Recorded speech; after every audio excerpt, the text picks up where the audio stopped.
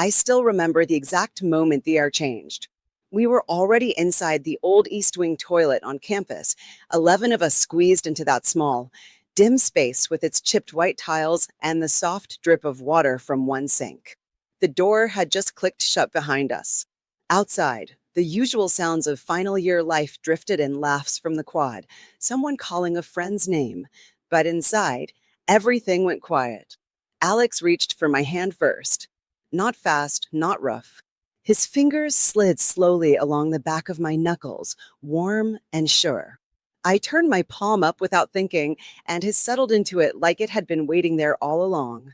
His thumb brushed once across the soft center, just a light stroke, and my chest tightened with a sudden, sweet flutter. I didn't pull away. I didn't want to. The others watched, still and close. Jordan stepped in on my left until his shoulder pressed gently against mine. I felt the steady rise and fall of his breathing match my own. On my right, Liam lifted my other hand the same careful way. His fingers were a little cooler, longer, and when they laced through mine, I could feel the tiny tremble in them, nervous, hopeful, exactly like mine. No one spoke. Then Noah leaned in from behind. His chest brushed my back, and he pressed the softest kiss to the side of my neck, right below my ear. It wasn't quick. His lips stayed there long enough for me to feel the warmth of his breath on my skin. When he eased back, the spot he'd kissed felt alive, tingling with quiet longing. That was the moment I knew we weren't walking out the same people who had walked in. We were 21 and 22, final year, standing on the edge of real life. For months, we had been more than classmates or friends. We were the ones who stayed up until dawn talking about dreams and fears, who carried each other's books when arms were full, who sent silly messages at 3 a.m. just to make sure the others were smiling. I was the one who listened when voices cracked. They were the ones who remembered the little things about me. We had never given our feelings a name. We didn't need to. The feelings lived in long glances across the library, in the way someone's hand would rest on the small of my back a second longer than necessary, in the hugs that ended slowly after group projects. Consent lived in every look, every half-spoken question. We all knew. We all wanted this closeness. Alex lifted the hand he still held and brought it to his lips. He didn't kiss the back like in old movies. He pressed his mouth softly to the inside of my wrist, right where my pulse beat fast and hard. His eyes lifted to mine, dark, searching, asking without words. I gave one small nod. That was all it took. The others moved then, gentle and unhurried, like they had carried this moment in their hearts for a long time. Jordan turned my face toward him with 2 fingers under my chin. His kiss started soft, almost careful. When my lips parted on a quiet breath, the kiss deepened, warm and steady. His hand cupped the side of my neck, thumb stroking my jaw, holding me like I was something precious. When he pulled back, Liam was already waiting. His kiss was slower, almost worshipful. He held my face in both hands, brushing his lips against mine once, twice, then staying there, breathing me in. One by one, they came closer. Miguel kissed the corner of my mouth, then my cheek, then the shell of my ear, whispering something so soft only I could hear. It made my eyes flutter closed. Ethan rested his forehead against mine for a long moment before his lips found my temple, warm and lingering. Noah kissed the curve where my neck met my shoulder again, his arms sliding loosely around my waist from behind. Caleb took my free hand and kissed each fingertip slowly, as if he wanted to remember the shape of them forever. Dylan rested his chin on my shoulder and kissed just behind my earlobe, light at first, then a little firmer when I shivered. Sebastian caught my gaze, gave that crooked smile of his, and leaned in for a full kiss, sweet, confident, and playful. Tyler wrapped both arms around me from the side, tucked his face into my hair, and pressed gentle kisses to the crown of my head over and over, like a quiet heartbeat. Through it all, there were hands. So many warm hands. Fingers threading through mine, palms sliding softly up my arms, warmth resting on my waist, my shoulders, the small of my back. Someone's thumb drew slow circles on the inside of my elbow. Another brushed hair from my forehead. Jordan's hand settled over my heart, feeling it race beneath his palm. Every touch asked. Every pause waited for my answer.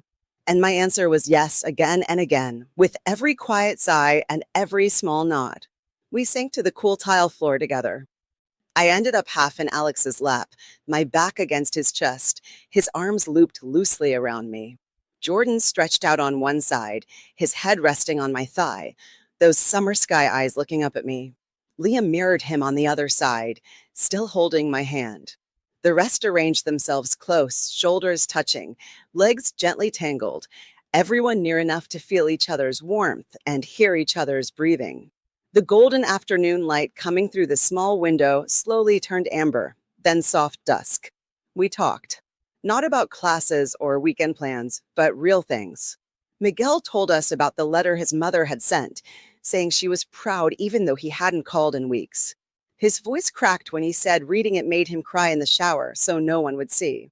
We all leaned in a little closer, hands resting on his arm, his knee. Ethan pulled out the poem he had been too afraid to show anyone. He read it aloud, voice shaking by the last line. When he finished, I reached out and rested my palm on his chest, feeling his heart slow under my touch. Noah admitted he was scared of leaving campus because he didn't know who he would be without all of us. His arms tightened around my waist from behind as he spoke. I turned my head and pressed a soft kiss to his cheek. Caleb played an invisible guitar on his leg and sang half a verse of the song he had written about a girl with storm-plowed eyes and 10 boys who loved her anyway. I cried quietly, happy tears, and they held me tighter. Alex's arms around me, Jordan's head on my thigh, Liam's fingers laced with mine, everyone's warmth pressing in like a living blanket. We stayed like that for hours. Kisses happened whenever the feeling rose soft, slow, never rushed. Sometimes one of them would kiss me while another stroked my hair. Sometimes I would turn and kiss whoever was closest, cheek, jaw, corner of the mouth, grateful in a way words could never catch. The longing that had brought us here never turned sharp or demanding. It softened into something warmer, deeper, like coming home. The sharp edge of wanting melted into comfort. We were simply together, breathing the same air, hearts beating close. When the light outside had gone fully dusky, we stood up slowly, legs a little stiff, hearts very full. We didn't hurry to leave. We took turns hugging long, full-body hugs that said everything we still hadn't found words for. Jordan lifted me off my feet for a second just to make me laugh. Sebastian kissed my knuckles like a knight from an old story. Tyler pressed one last kiss to my forehead and whispered, "We've got you always." Alex was the last to let go. He cupped my face in both hands, thumbs brushing my cheeks, and kissed me slow and deep and tender, like he was sealing something permanent. Then he stepped back. We all did. The door opened.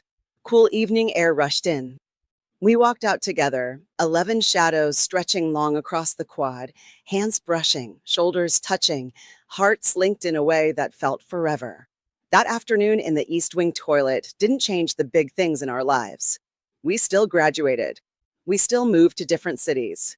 We still grew up, got jobs, fell in love with new people, became parents, or kept chasing dreams. But it changed everything else. Whenever I think of them now, scattered across continents, some married, some single, all still carrying pieces of that day, I remember the warmth of those hands, the gentle press of those kisses, the quiet sound of 10 different heartbeats blending with mine in a locked bathroom while the world spun on outside. I smile because for a few golden hours, 10 boys and one girl found a way to say, "I see you. I want you. I choose you."